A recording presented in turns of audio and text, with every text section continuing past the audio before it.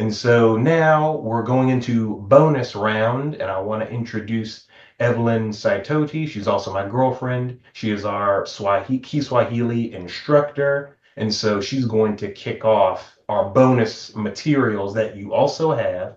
We're just going to give you a brief overview of that. We're going to talk to her about some cultural things, including language, maybe a little bit of banking, stuff like that. So hey, Evelyn, welcome. Can you give the people an overview of who you are and the course and how was the first cohort? All right. Hey, you guys. Hi. Evelyn, as just introduced me, I am a Swahili teacher and I teach online virtual courses for conversational Swahili for beginners. And I was able to finish the first cohort for 3 months in August. And what we learn in the beginner course, we just learn how to get by, like simple conversations to get by on a day-to-day life. So we'll cover things like greetings, how do we greet in Swahili, and some cultural topics in regards to greetings. We also learn how to count in Swahili, so you're able to count your money and not just numbers. To also go around like how do you tell time? How do you respond to when someone asks you of the time? How do we tell time in Swahili? So we go through these basic topics that helps you navigate your life if you decide to move to any East African country or any other country in Africa that speaks Swahili. How Thank you. far and wide would you say Swahili is spoken throughout Africa? Because it's spoken majorly with a large number in people in East Africa, but right now other countries are adapting the language because Swahili is Bantu, and there's so many. Well, all Africans have Bantu languages, so it's easier for them to like adapt to Swahili because Swahili is a large. It's a Bantu from a large family of Bantu languages, which is Mm-hmm. spoken throughout Africa. So other countries are just adapting to having that as their languages. Like in South Africa, they're already teaching it in their schools as a subject. And in other places, people are like putting effort to learning how to communicate in Swahili. So it's recent years, we never know that Swahili will be spoken in the entire African continent. So you'll be in a bigger advantage position if you learn Swahili now, because then when you go everywhere, then you have one or two people that you can communicate with in Swahili. Thank you. Oh, okay. So yeah, I offer that like a 3 months. It could be 6 months, but all these courses are tailored to what the students want. So these topics can be tailored to what your wants might be. So I'm looking forward to having one of the course for medical students next year. So this is Swahili that we can tailor it according to your needs. So if you need to learn Swahili because maybe you want to do something, then we can see how we can, twist it to fit your needs. So karibu sana.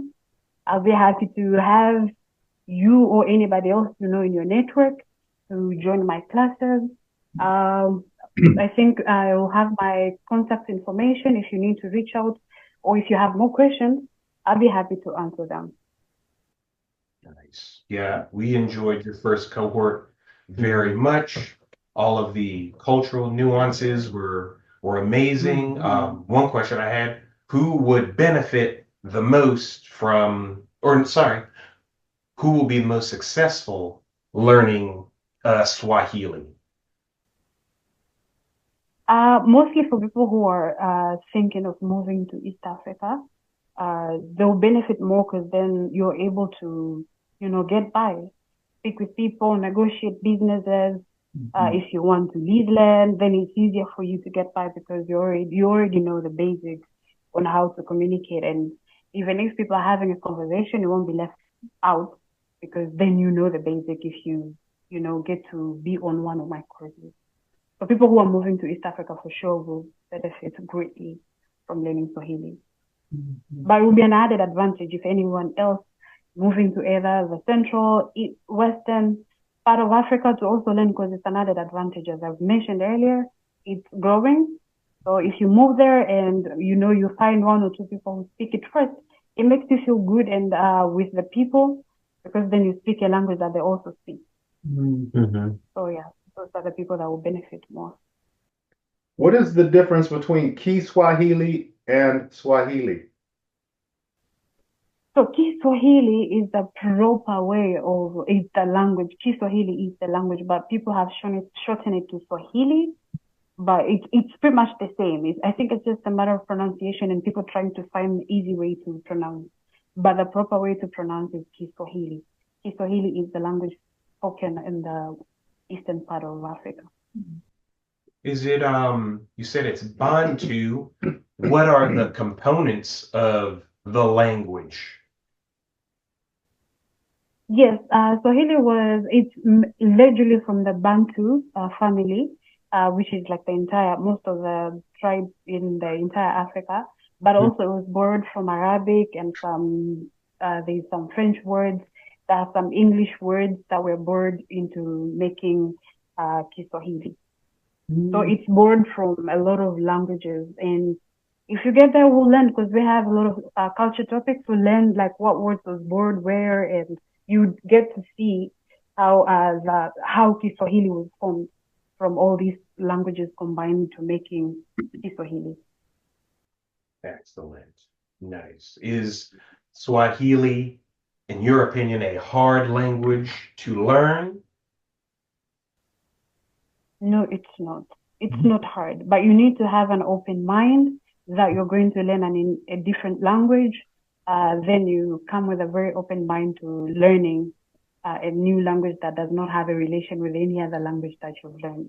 It's a completely new language. So if you come open-minded, it's easy for you to learn. It's actually the simplest language if you're open to learning new things. And it would be easier for someone who had already taken a language course. People mostly take like Spanish, French, or any other language. So if you've taken a language class before, then Swahili it's not difficult. It will not be so much different from the languages you've learned. What do you think about the apps that people might use to try to learn a language versus being involved in a class and speaking it with an expert who can help with pronunciation?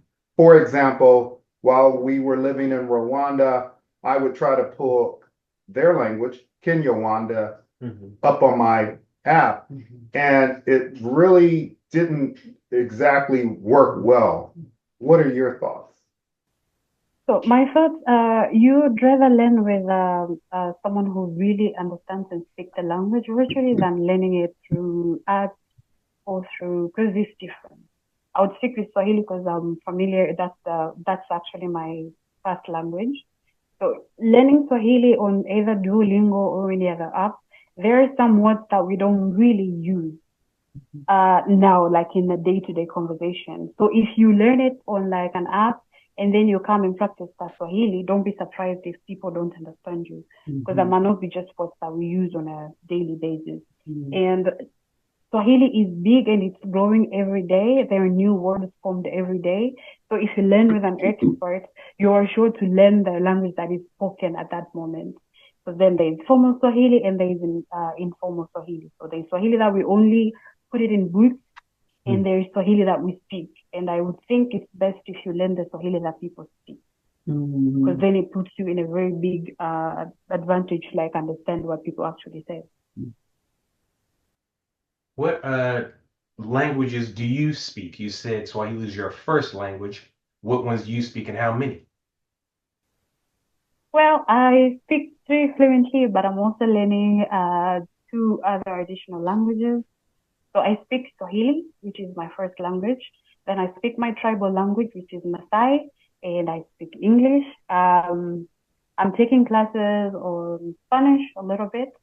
And I'm also taking some classes on French. Actually, on French. I've learned Italian, but I've forgotten. But I love learning languages.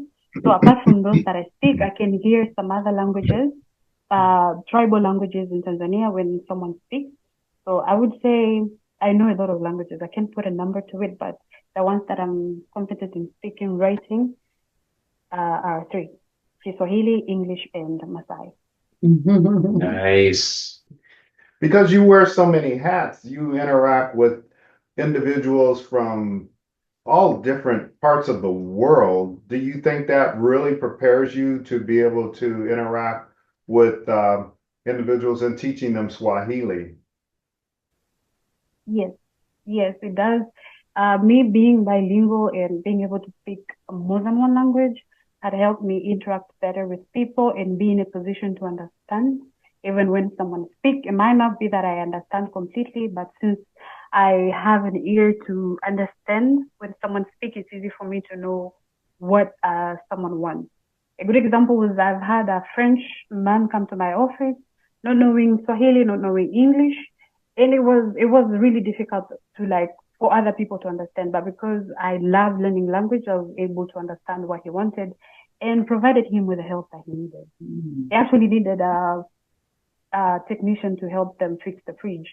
So he kept on using sign language and trying to speak in French, but I was able to catch at least what he wanted and help him. So knowing languages puts you in a very good position to be able to understand other diverse cultures and diverse languages that people speak.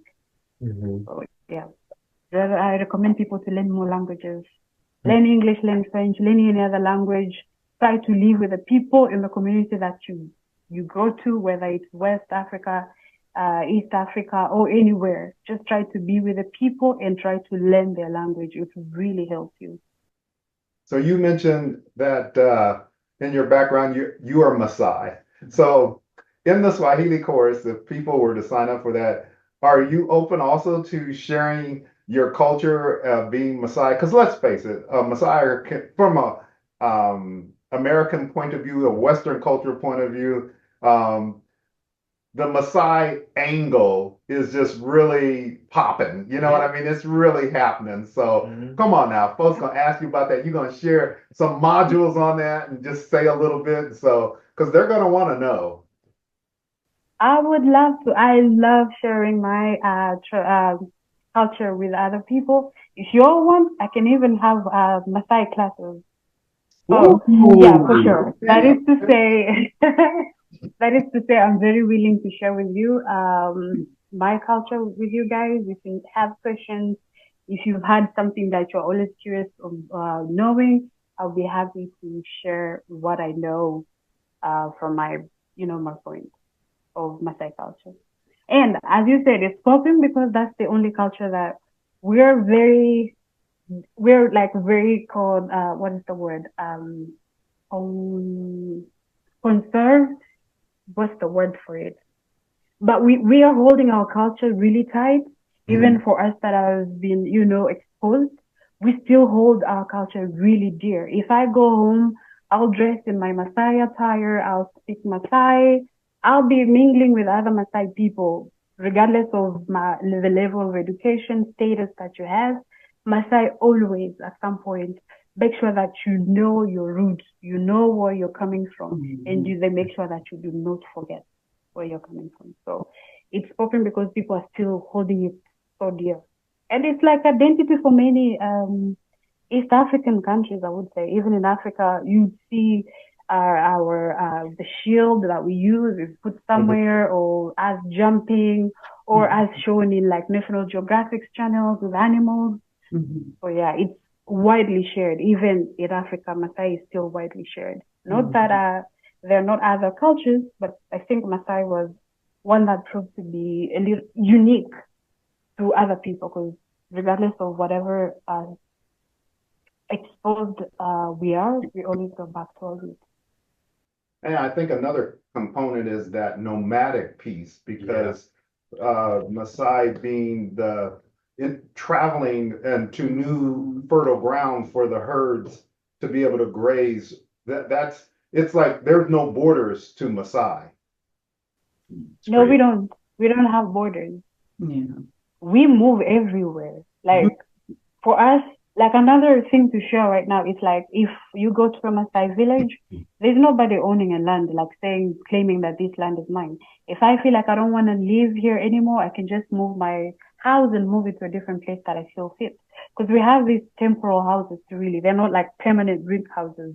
So they're easy to just move and, go to where your kettles and grass and the rain is. So that's what we follow. So make sure that our cattle are grazed. So anywhere that there's rain, we tend to move to that direction.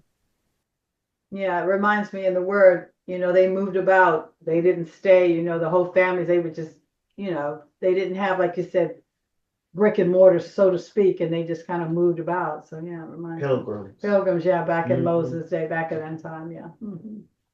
Okay.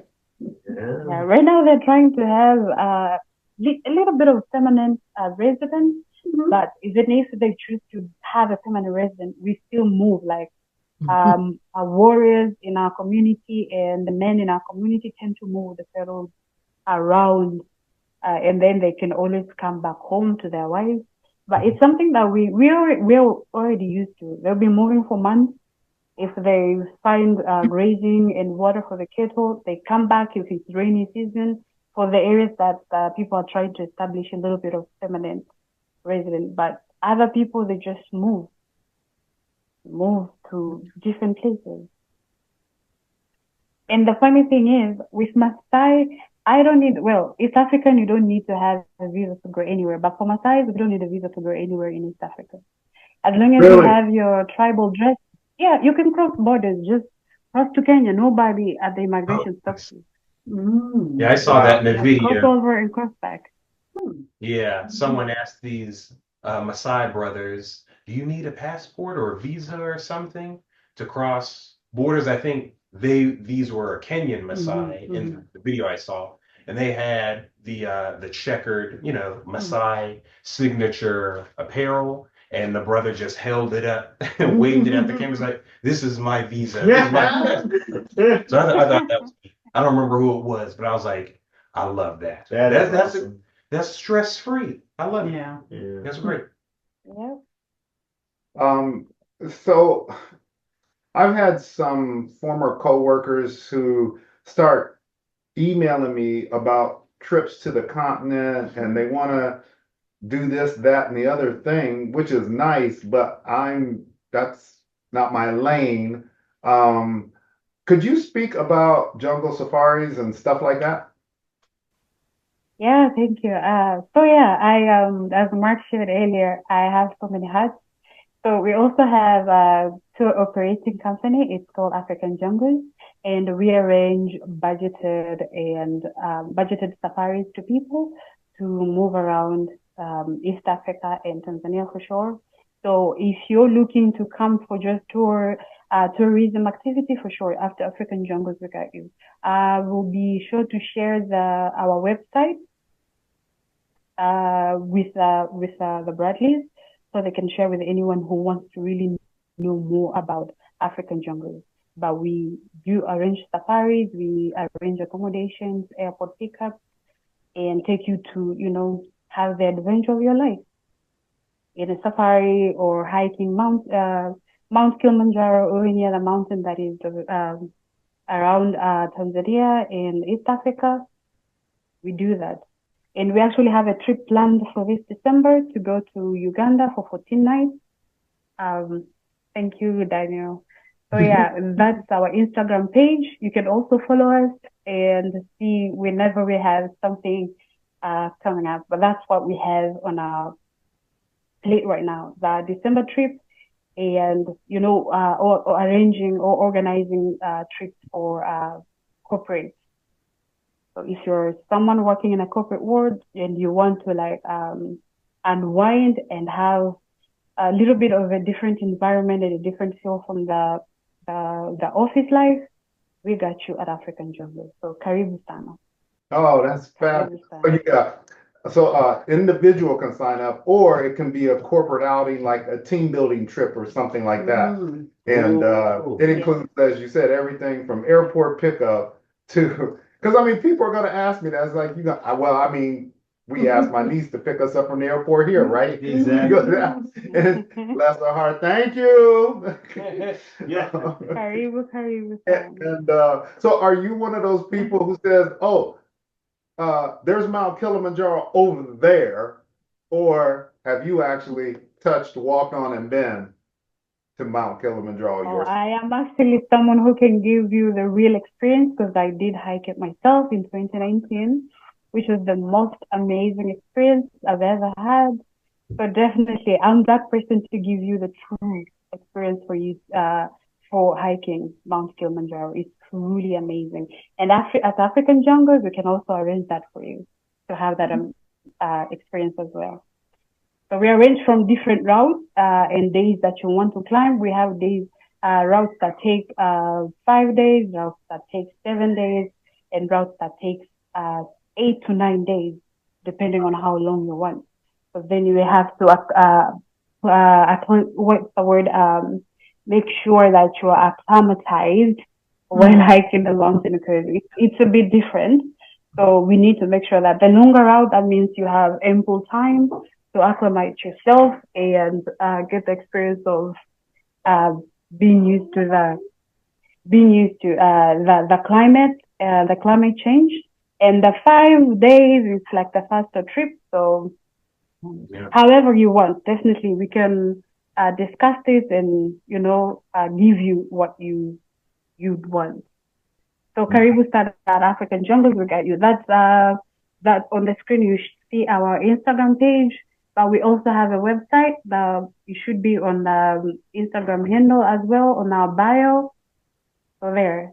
So it's easier for you to reach us through these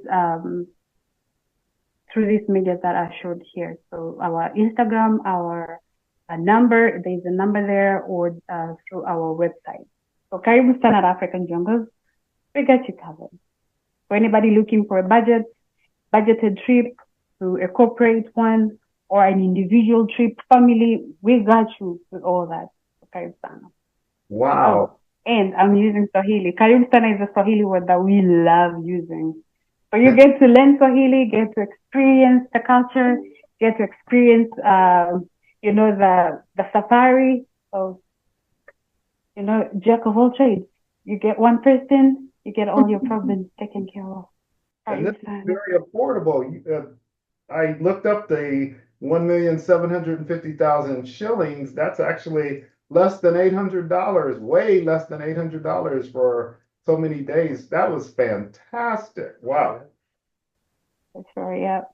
We make sure that everybody is able to travel and enjoy the adventures. So we prepare the most budgeted trips ever. So Karibu Sana. And I'll make sure Thank you, Daniel. You pulled we'll up send our out the website. we'll include the website, Yeah. the attendees, absolutely. And yeah, and what does Karibu Sana mean? You're mostly welcome, or you're welcome. That's for you guys. We knew. Yeah, we knew. But there you we'll link that and send that out as well to the attendees. That's awesome, Daniel. This is great.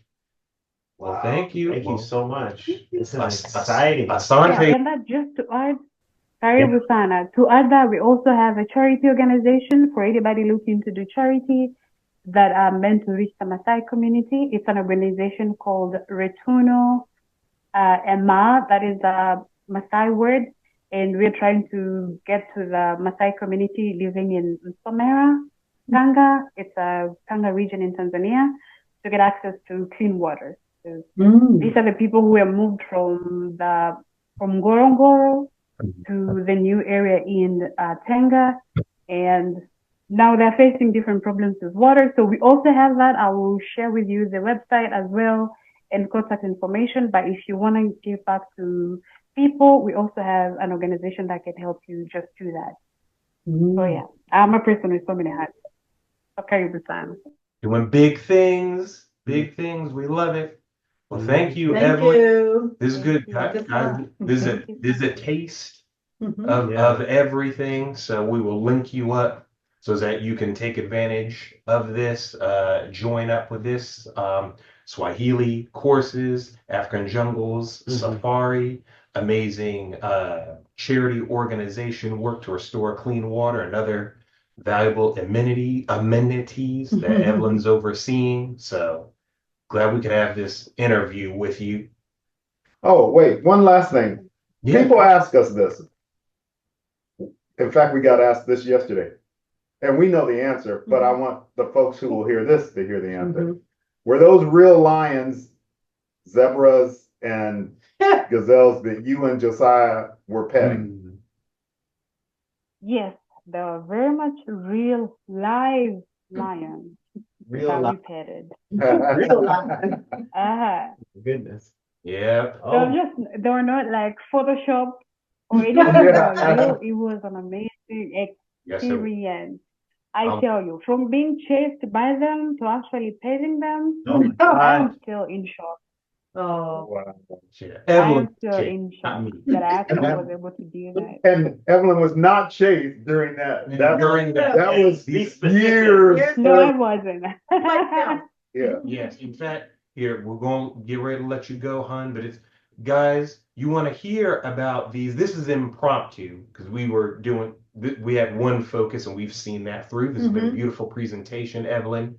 But if y'all want to hear these stories Evelyn's talking about, she and I are launching a channel right now. We're not sure a YouTube channel. We're not sure about the name just yet, but I will link the YouTube link in here and it'll be emailed out to the attendees. Okay, so I won't worry about the name. I'll just make sure you get the link. Okay, so if you want to see our adventures and hear these stories she's talking about, ooh, the Lord has kept you, hon. So you can subscribe to that for those adventures. She's got some amazing stories, and I'm learning a lot, and we're learning from each other.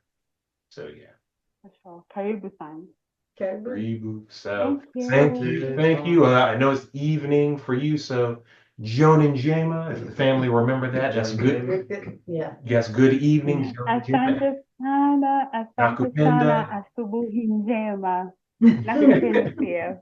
All right. Kwaheri. Kwaheri. Bye. Bye-bye. Kwaheri. Bye-bye. One night, can we